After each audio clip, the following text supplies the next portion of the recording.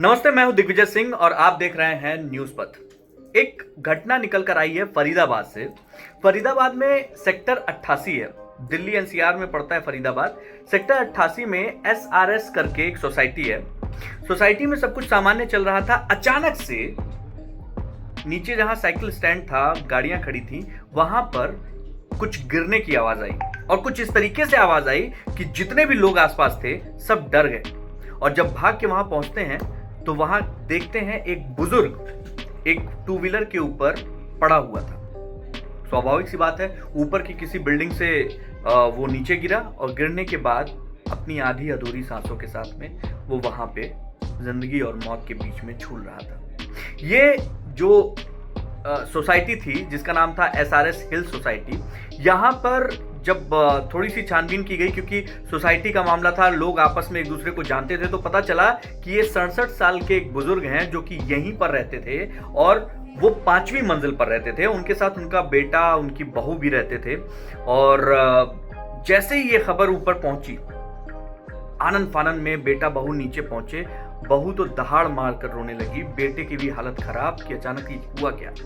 तुरंत लेकर उसको अस्पताल भागे। अस्पताल में जो है डॉक्टर ने जब तक कुछ करने की कोशिश करी तब तक जान जा चुकी थी। पुलिस केस भी हो चुका था क्योंकि ऑब्वियसली एक दुर्घटना हुई थी। पुलिस आई, पुलिस ने जांच की, बेटे बहू से बातचीत की। बेटे ने बताया कि तबीयत इनकी खराब रहती थी, उम्र 67 साल की है, माँ की तबीयत खराब रहती है, माँ गांव पे हैं, पिछले 3 महीने से वो आई नहीं, इसलिए पापा थोड़े डिप्रेशन में थे और इस तरीके की चीज़ें उन्होंने अपने साथ में कर ली। पुलिस ने भी बात की, देखा सब कुछ ठीक था और चीज़ें हो गई।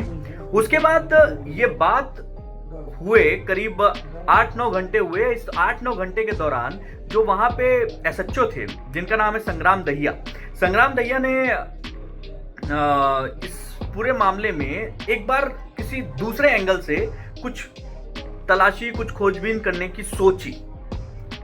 और वो जो बुजुर्ग थे उनके शरीर में उनका जेब वेब टटोला और चीजें पोस्टमार्टम से पहले जो होती हैं वो सब करने की कोशिश की। तो उसमें से एक पर्ची निकली।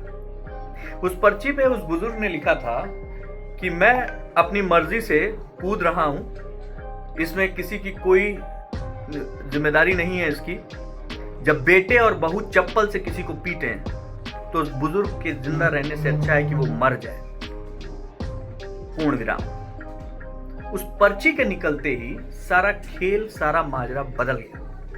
अब पुलिस दूसरे एंगल से तलाशी लेनी शुरू करती है और दूसरे एंगल से बातचीत करनी शुरू करती है। तो क्या निकल कर आता है, उसी दिन जिस दिन ये बुजुर्ग ऊपर से गिरे या फिर कहे कि कूदे, उसी दिन उस बुजुर्ग के बेटे ने, उनकी बहू ने उनके साथ मारपीट की थी, उन्हें चप्पलों से मारा था। वो इतना ज्यादा डिप्रेशन में थे कि उन्होंने अपनी जीवन लीला समाप्त करने की ठान ली। और इस बात को बड़े आसानी से, बहुत ही सरलता से छुपाया जा रहा था।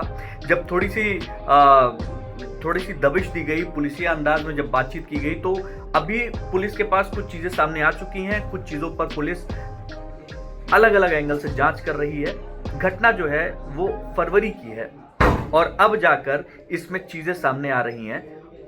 हैरान करने वाली बात यह है कि जो बहू है वो शिक्षिका है, टीचर है, और जो बेटा है वो पढ़ा लिखा एक निजी कंपनी में बड़े पोस्ट पर है।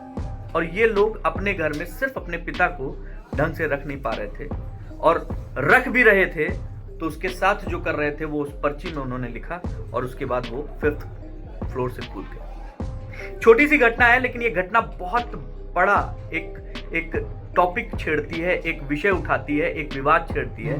क्या वाकई माता पिता जिन बच्चों को पैदा कर यहाँ तक पहुंचाते हैं, इतना बड़ा करते हैं, अचानक से वो माता पिता बच्चों के लिए इतने भारी पड़ जाते हैं कि उनके साथ में ऐसा दुर्व्यवहार होता है जो जीवन में उन्होंने कभी अपने बच्चे के लिए नहीं सोचा था, जीवन में कभी उन्होंने किसी दूसरे व्यक्ति के लिए भी नहीं सोचा था, वो उनके साथ होता है।